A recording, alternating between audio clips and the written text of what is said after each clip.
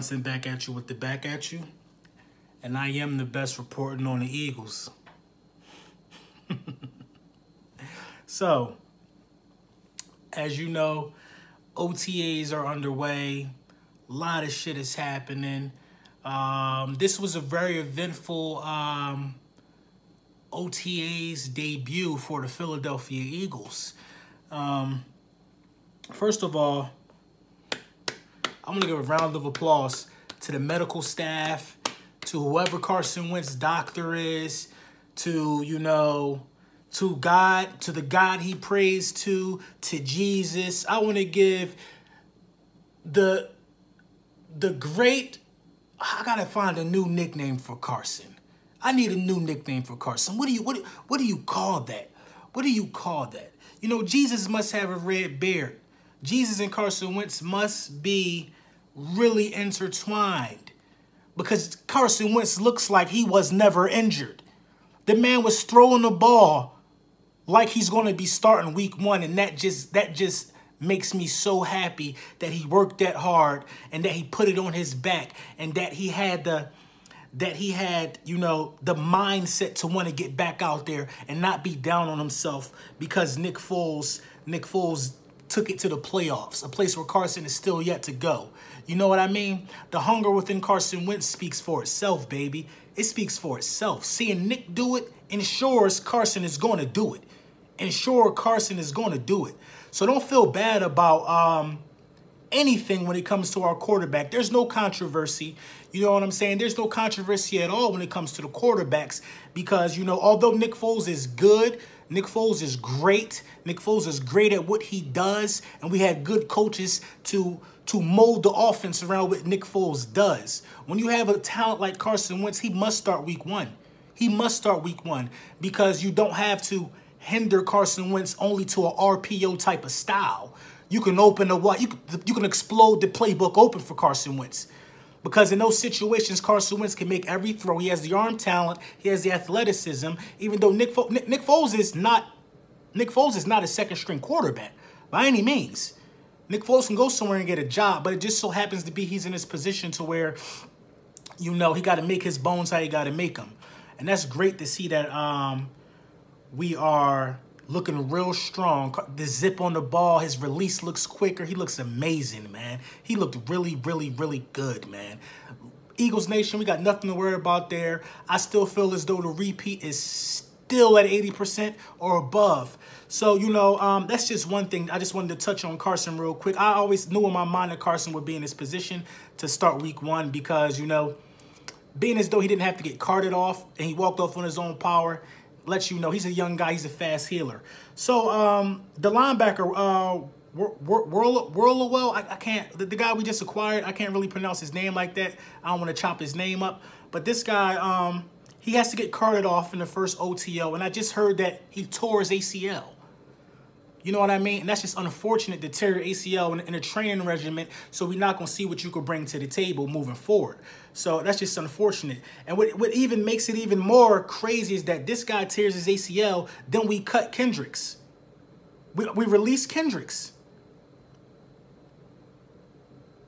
Or however the sequence of events might have happened, it's looking like we released Kendricks, then we found out this man tore his ACL. So, I mean, with the releasing of Kendricks, we need a linebacker now. We need a linebacker now. I guess it was a money thing. I guess the $6 or $7 million that Kendricks, after signing Nigel, probably just doesn't make sense. I thought he would have been released sooner, though, but why wait this long? It could have been a conflict with you know, it could have been some type of conflict and they just to move forward. Because Kendricks has been wanting to leave, if I'm not mistaken, for quite some time. He's been wanting to play elsewhere.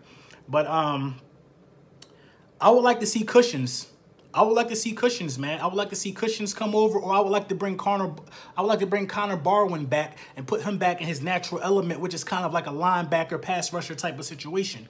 Those are the two guys that I think that we should go after. You know what I'm saying? I think there's not a shortage of linebackers out there, or maybe we could pick somebody who wasn't drafted, who shows some type of potential. But those are the two guys, the veterans, that I would like to see. Out there.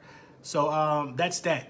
And I think we need to make the move rather sooner than later, because teams like Dallas, I think Kendricks is going somewhere in the division, because the division hasn't done anything to help themselves defensively in my position, in my opinion. I'm sorry, with the exception of probably Dallas. Dallas took that linebacker, but that's only one man. You add that linebacker, then you add Kendrick, who we just released, and you add Sean Lee. So the linebacker they drafted, Kendricks and Sean Lee, that's trending towards an elite linebacker core now. And that's something we did. That's something that I don't want to see Kendricks going to Dallas.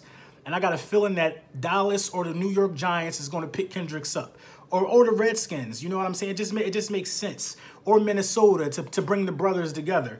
You know, I think his brother plays for Minnesota. Matter of fact, he does. He plays for Minnesota. So that's just something I don't want to see happen.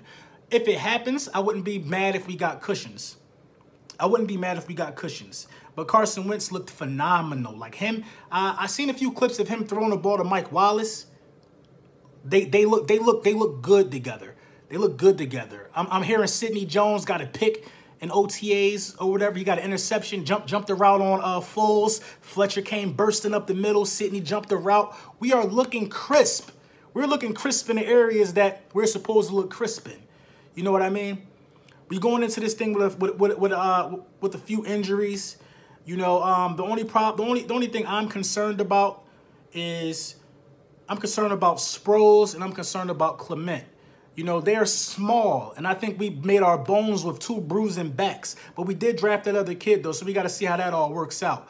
And in some type of weird way, it's like I seen a chart where Sproles was projected to be the starter, which I think is a huge mistake. I guess it's just like veteran respect or whatever. I can get with that. But the main thing to take away from this OTAs is how great Carson Wentz looked. That's the main thing to take away, man.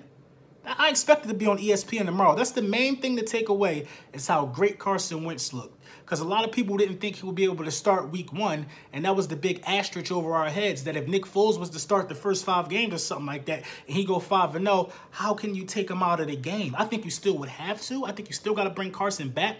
But how could you take a guy out who just won Super Bowl MVP and starts off red hot, and you trying to repeat? That's a tough decision to be in. Being as though Carson healed fast, we don't have to worry about nothing like that.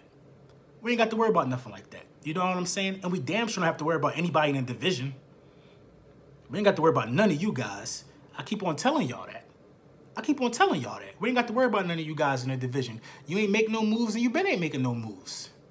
It's as simple as that. It's as simple as that. You want to talk about these ancient rings, the only Super Bowls that matter for real, is the one that just ended and the one that's coming up. I don't want to hear about nothing that happened in 20 years ago. This is new. This is new. It's new. This ain't no gimmick. Super Bowl 52 is the latest Super Bowl. This is the latest Super Bowl. This is now. Y'all need to start living in the now and stop telling me what you did. Stop telling me what you did. Start living in the now. Start living in the now. You know what I'm saying? You know what I'm saying? The Dallas Cowboys too. Y'all are wishing. Y'all have been living in fantasy land for 5 years. For 5 years, y'all been living in fantasy land. Fantasy land. I think y'all been living in fantasy land for 5 seasons, thinking that every season is your year. You haven't been nowhere near close. The margin of separation is ridiculously large, man. You just don't realize it. With the exception of that 12-win season the Cowboys had, they would be a 500 football team in the last 5 years. You know, check my Twitter out too. Follow me on Twitter at @Lord_Brunson. I tweeted their record in the last 5 years. It's very subpar. They've never been trending upwards. They ain't doing nothing. They ain't making no moves. Everybody's saying that they're... I'm just simply saying there's no competition in the NFC East, and I truly believe that. I truly believe that. You know what I'm saying? We get this linebacker. We get cushions back. Not back, but I think that should be our main focus, is to get cushions. They want to hype up the NFC. They want to hype up the NFC period so bad right now. I just don't see a lot of these teams doing anything. I don't see Minnesota being as good as they were last year. You know what I'm saying? I don't see